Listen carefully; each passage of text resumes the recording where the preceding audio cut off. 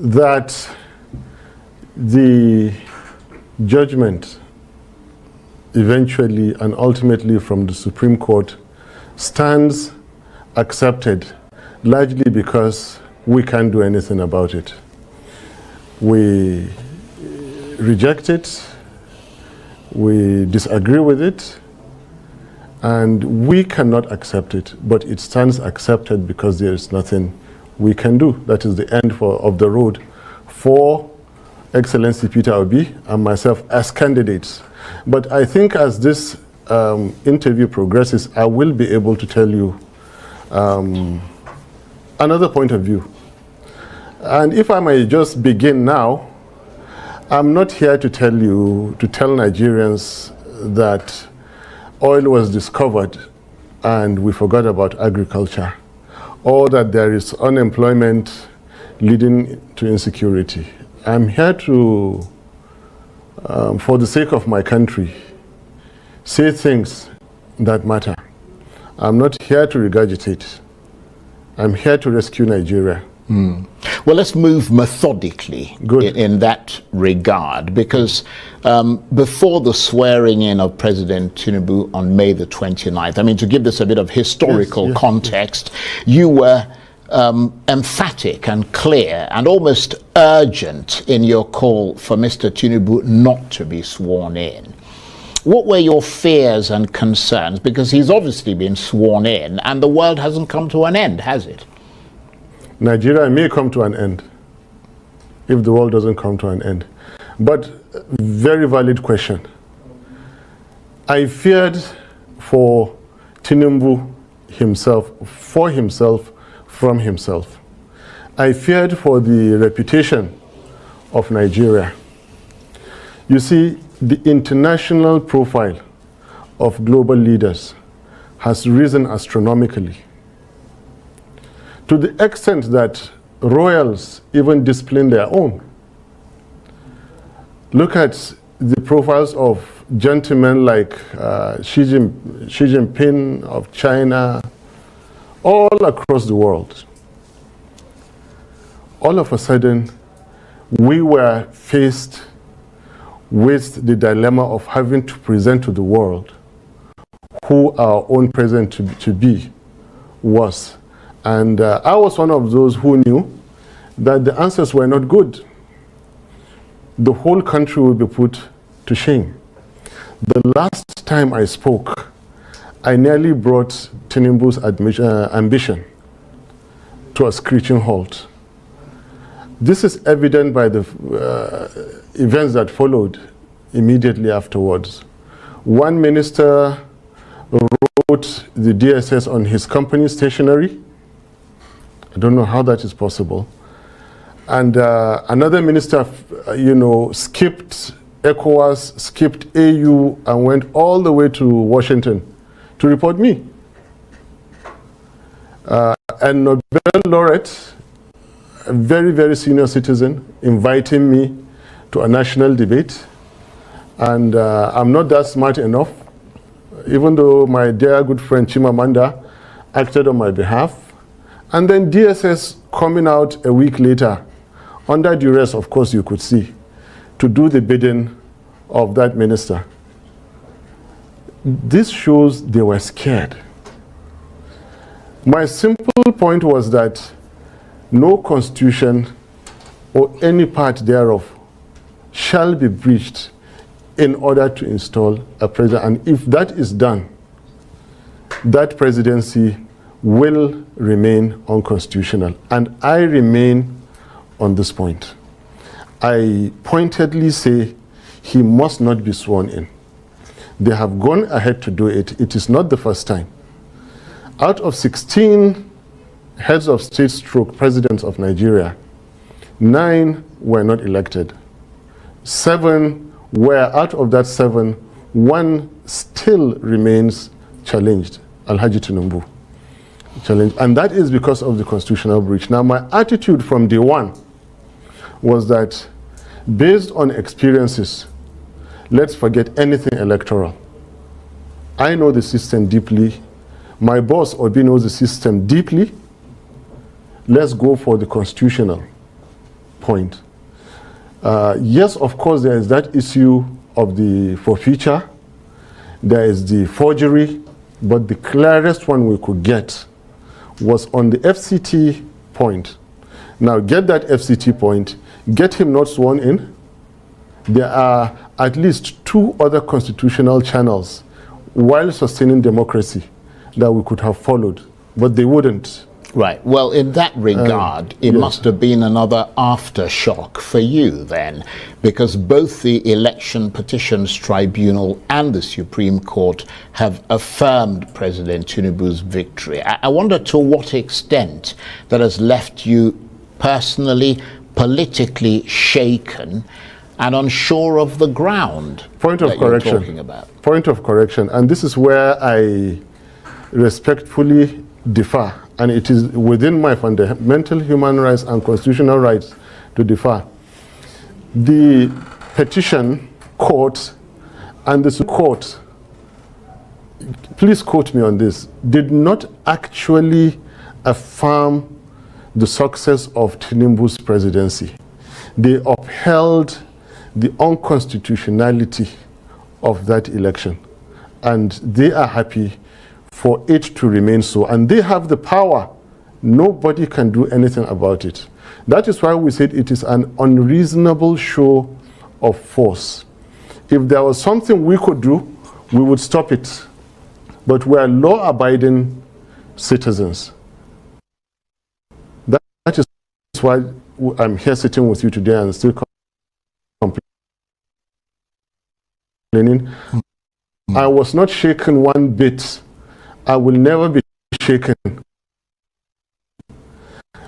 by certificate forgery, by forfeited money over narcotics. I will never be shaken by IREV switched off in the middle of the game when they saw us winning.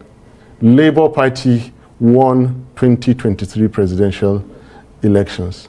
No doubt about it. They are cheats. They are bullies, and they have taken full advantage of the situation in Nigeria. When you ask me what is the situation in Nigeria, I will go ahead and tell you some fundamental things that say why we are in this situation today. Right. Can I go ahead? Yeah, but let me ask you this, though, yes. Because you're making the point, the points you're making, obviously, as you said, it's your right to air your sort of yes. assessment, but we are now unquestionably in the Tinubu era, and he's clearly made some bold moves since he was sworn in on May the 29th. What do you think his presidency has delivered so far? Disaster. There is nothing bold or special about making appointments. Anybody can make appointments. Any right-thinking businessman, any public servant can make appointments. There is nothing. People jump over you, pay money, buy appointments. Most of the appointments you see are well, that's an allegation we can't substantiate, of course. Anyway, what I'm saying, there is nothing about making appointments.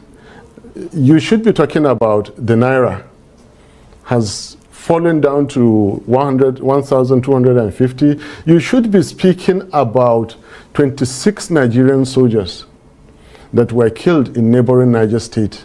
Something that has never happened in all Nigerian military missions throughout Africa. Nigerian military are dreaded because they are good, they are professional. Yet in our backyard, they kill our soldiers under Tinubu. What is bold in having your soldiers being killed? To rub it in, they followed with killing another 8 soldiers. To rub it in, villages, almost on daily basis, that is the news, everywhere in Nigeria. This man has delivered nothing and is poised to deliver nothing. Well, they have not moved an inch Nigeria from consumption and waste to production, and they will not do it. They will not stop the killings and start the healing. Well, they will not stop the stealing and start the keeping. And they will not stop slide of Nigeria, and they cannot start the climb. Well, I mean, the international community certainly some in the international community would beg to differ with your assessment, because I wonder what your reaction is to the latest Fitch international ratings agency, which is hugely respected across the world, and that is the front page of this day newspaper today. Fitch has rated Nigeria's credit worthiness as stable. It's given it a B-. I mean, surely that suggests that international confidence, and it did actually say that, in the Tinubu government is growing. Well, can I just make the point? Even though, in fairness to some of the points that you're making, according to Fitch, that rating is constrained by what they described as weak governance, low non-oil revenue, security challenges, which you talked about, high inflation, low forex reserves, and weakness in the exchange rate framework. Nevertheless, for somebody who just started in office about 5-6 months ago, to have that kind of rating from... I have a lot to say. Yeah, go ahead. To have that kind of rating is pretty impressive, isn't it? Charles, it would have been more productive if you listen to Nigerians on the streets. More productive if you go into the villages and find out from those whose families are abducted. Find out from average Nigerian worker when they go to buy foodstuff in the market. Not Fitch. Fitch don't know you. They don't know Nigerians. They don't know. Look, I live on statistics. I eat, I sleep statistics. So does Obi. We create statistics. Yeah, really. But Fitch are the people who give... Are you forgetting... Who impress the international community to bring their investment into this country? Are you forgetting the likes of Fitch and those rating agencies are those who were largely responsible for the 2008-9 financial crisis? But look, let's not go into those lines. Let's come back to Nigeria. All I'm telling you, you're looking the wrong way. If you want to know what's happening in Nigeria, come to us in Nigeria and don't read those statistics because they are misleading. They always speak about growth. It's not growth actually that matters, those figures that give you, because there is nothing as misleading as far as welfare is concerned as growth. The stethoscope you use in measuring the heartbeat of an elephant, for example, China, cannot be the same one you use to measure the heartbeat of a rat. Smaller countries, I won't call any country a rat. Do you understand? Leave that aside. Let's come back to Nigeria and speak about what is happening in our streets, in our villages, in our markets. These people have not done any bold step. The only bold thing they did was to shut down IREV. The only bold thing they did was to misapply force on the weak Nigerian institutions that we have. Now, ask this question. For someone that has been playing God, in quotes, for such a long time like Alhaji Tinubu, and it is time for a mortal, like maybe Obi, or somebody to put him in his right place. For someone who has wielded so much power in a country like Nigeria, where is that power in the last 6 months for them to apply in our welfare and our security? They cannot do it. They are in power for themselves, for their ego, for their wealth, for their comfort, for their own considerations, not for Nigeria. We are pained about every soul that is killed, that is abducted and killed. We are pained by every naira that is paid as ransom. And we are committed to stopping that. And stopping we will. And I'm telling you, give these people... as a member of the opposition? Stopping we will whenever we get the power to do this. So between now... let me finish. Where is the power? The same kind of power they used in getting Mahmoud Yakubu 4 a.m. to declare them against the provisions of the Constitution. Where is that power? to prop up the exchange rate of Naira, to stop the killings. They don't have it, and they will not do it. Well, you did say that you wanted to move forward because Yes. obviously we've established the fact that the election is over. You have grievances against the results, but he's been affirmed by the Supreme Court. You said methodical. Let's Right. now be methodical. What I want to tell you is that the big picture, we say democracy is government. Well, let me just go. Democracy is not government of the people, for the people, by the people. Democracy is government of the people who have earned their rights, for the people who can protect their constitution, by the people who can exercise civil liberties. So, given what When you they just say people, Right. what kind of people? The people who will fold their arms while their constitution is violated, then democracy is not for you. I have said it. It belongs to only those who can practice it with due respect. So Just hold on. Right. I was going to ask you what your assessment of the state of democracy is in Nigeria, given what you just said. It is poor. The people have to wake up to the challenges. For a people that are ready to accept anything, then anything will happen to them. Again, in quotes. You see, a fraction of 1% difference in a political DNA of a society can spell the difference between servitude and freedom. Last year you saw it. Indian farmers sat in a location for 1 year because of one obnoxious government policy until Indian government reversed it. Before the war in Israel, Israelis were in the street for 16 weeks, counting. You can count so many other countries. Nigerians are not yet ready to do this. As I'm speaking to you, the likes of my former friend who would say is treason is all that, I am educating Nigerians. Rise up for your rights. No justice of Supreme Court will give you democracy. Yeah, you have to go out. But they're not going to be able to reverse that, are they? They will. I mean, they Nigerians, can't. this is Constitutionally, no. Constitution and legal. And this is where I differ. With all modesty, okay, I don't mind being alone on this. But I know I'm not breaking any law, and I have never had a criminal record. So what are you actually calling on the people to do? I'm trying to understand what you're saying. I'm getting to that. Sure. So we're running out of time. So I'm saying that, and again, this is instructive. I'm saying that we, the people that stood to form the Nigerian Constitution today, it is not over. For we, the people, power is that which remains standing when there is nothing to oppose it. A leader is he who remains followed when there is nobody to challenge. Authority is that which is implemented when there is nothing to stop it.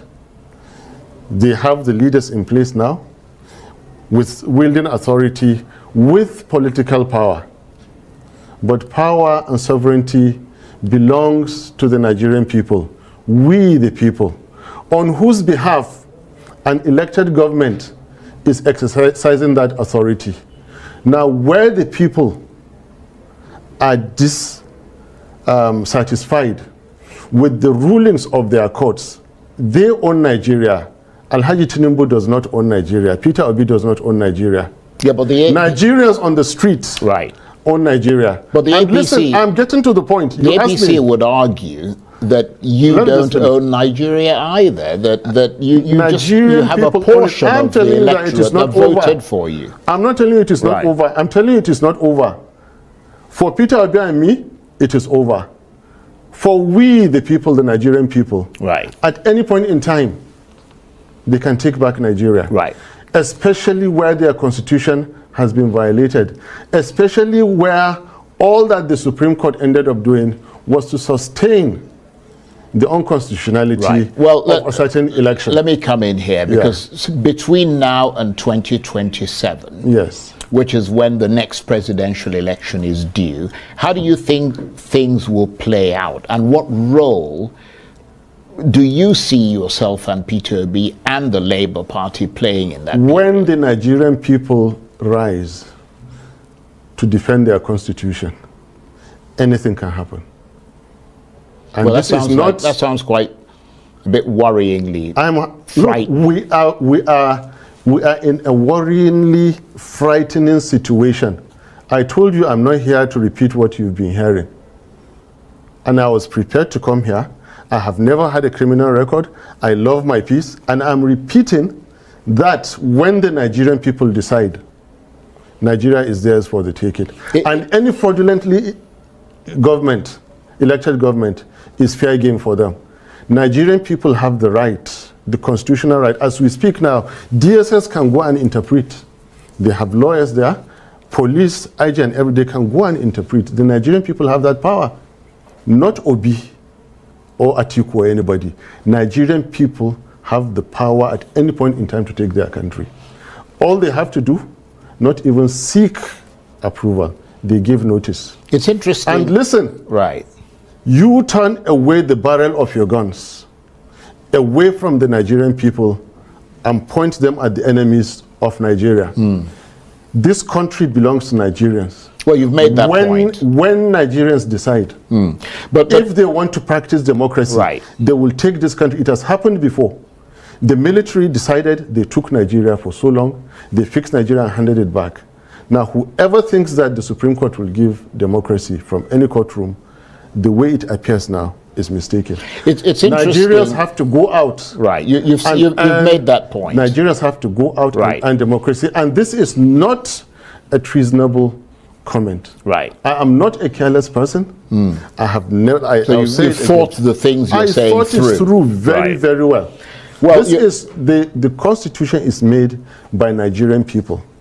The Supreme Court is a sub of one chapter that the Nigerian people constitutionally came out that we the people, and the same constitution says that no person or groups of persons shall take over the governance of Nigeria or any part thereof except as prescribed by this constitution.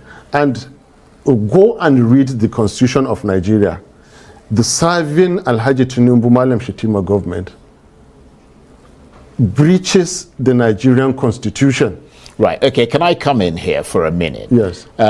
Because you mentioned Kashim Shettima. Yes. Your brother, the spokesman of the Northern Elders Forum, Hakeem Baba Ahmed, is of course now serving as a special advisor on political matters to the Vice President Kashim Shettima, which means that he might have to help Mr. Shettima to devise a strategy for dealing with political opponents such as yourself, his brother. Does that rub you up the wrong way, given all the things you've just said about that government? Your own brother is now working for them? Charles, I am after the government. I'm not after appointment. I am after the president and the vice president who were fraudulently elected, unconstitutionally elected. I cannot come down to speak about any appointment. He is by far my senior brother. So there's no way to say he's an adult or he has his own rights or his own life to live. Our politics are completely detached. And in fact, it is his boss I know, not him. And his boss, since you brought this question, he is not exactly a responsible gentleman. With all the things they've been doing. Now, you brought up this issue, I didn't want to talk about it. You see, they attempted something on my safety, on my security, and I was able to find out 10 minutes to time. And God so kind, I was able to avoid. They tried to get me into one of those yellow houses down the road, get people to come and arrest me there, and use that to rig the judgment. I became so inquisitive, and I dodged within 10 minutes, only for me to come and find out, based on strong suspicion, where it came from. And with what I see, then the strangulations in Lagos in the past, yes, they happened, and they were for a reason. The people gunned down in Borno State, it happened, and yes, it was for a reason. I think Peter Obi and myself have been lucky to have stood today to give that press conference. So the least, taking my senior brother to give him an appointment, is the least of my worries. I am not worried about any appointment. Right. Well, let me bring in another. If he likes, he can go and take the entire Baba Ahmeds and give them ministers. I don't mind. Well, let me try. I will still. You'll still stand by the things you say. It is an unconstitutionally which is impressive that you stand firmly by your beliefs. Yes. But you were called fascist by the Nobel laureate Professor Wole Soyinka because you and Peter Obi claimed you had won the election. He used those words. He accused you of trying to force a lie on the Nigerian people. How much did that broadside affect you, coming from someone with such a stature as Wole Soyinka? Please, I respect him too much, and I have more important issues to discuss. Let's go to another question. Right, so you don't want to talk about it. I don't talk about okay. Well, come back to Shetima, and I'll talk about Shetima. Well, let me talk about something. A very irresponsible gentleman. Let me talk about something that is imminent. Be he the vice president or whatever that he is, I'm telling you that he has conducted himself in so many ways in these 6 months that demean the office of vice president, and I'm not happy about it, especially the way he's been treating our elder, Atiku Abubakar. For God's sake, Atiku Abubakar is getting to 80. He is by no measure of imagination Shetima's mate. How can Shetima come out and say that the Kanuris crack jokes with Fulanis, therefore he's going to retire him to Dubai or Morocco? And these are very personal issues. What kind of an irresponsible statement is that to me? Well, I am not privy to having said that. For him, I am, and it is true. And obviously, the vice president's office. So what I'm saying is that leave Soyinka out. Yeah. Bring who matters to me, like Shetima. Bring Alhaji Tinubu. Look, even Tinubu, I have much respect for Tinubu. You heard Shawari criticizing me for me calling Tinubu uncle. I call him uncle. Where I said, you saw the picture that I went to greet him in the mosque, and they said that I went to plead. No, it's just respect. But the fact that I respect his age doesn't mean that I will not call him a drug dealer. Yeah, well, or a certificate forger. Well, I don't think you should call him those things. I will, unless you have. I will. That is why I said do not evidence swear him in. Yeah, the evidence is there. Yeah, but can I just make the point that on Arise News, they have a right to reply to the things that you said. One of them will come tomorrow. And we're giving them that. One of them will come tomorrow. Let them come and say that. We're giving them that right. Let them come and say that he didn't forfeit $460,000. Well, let them come and say that the I want to tackle you. I want to bring up issues, right, and I don't mean to interrupt you. My apologies, okay. But I want to deal with issues because we've got about 5 minutes or so left. I want to deal with issues that are upcoming because you did say at the outset you wanted to move forward. Off-season elections are, of course, due on November the 11th in 3 states, Kogi, Bayelsa, and Imo. The Inspector General of Police has just redeployed the Commissioner of Police. That's not my line. Leave in it. Imo. I don't have any answer for you. That's not my line. Right, because I was going to ask you, is it, I mean, we saw, for example, to assess the chances of the Labour Party there. That's not my line. Come back to the substance of democracy, of what the Fourth Republic has done. You know, we all have our specialities in this game that we do. I don't know about those elections. Yeah, but you're the vice presidential candidate of the party. Not that and the more your party gains political traction, speak to me on where I have strength. I know. Speak to me where I have strength on. That one is for the party chairman and His Excellency, my boss, Peter Obi, they can handle that, but come back to the issue of constitutional breach, come back to the issue of the rights of the Nigerian people, come back to the fact that I keep telling you, it is not over. If the Nigerian people decide to rise, they will reclaim Nigeria. The Europeans came, there was no constitution, and they had power. They colonized Africa. So power is when you have the power to do and nobody can say. Now Nigerians can take this power because their constitution has been breached. Right. That constitution is their so own. They had faith. Right. Nigerians had faith. I think you've made that point over and over again. Right. We've got about 3 minutes left. Yes. What is your next move? Continue in this line of protecting Nigerian constitution. Continue in this line of creating awareness in Nigerian political system. Continue in the Labour Party and the Obedient Movement with Peter Obi.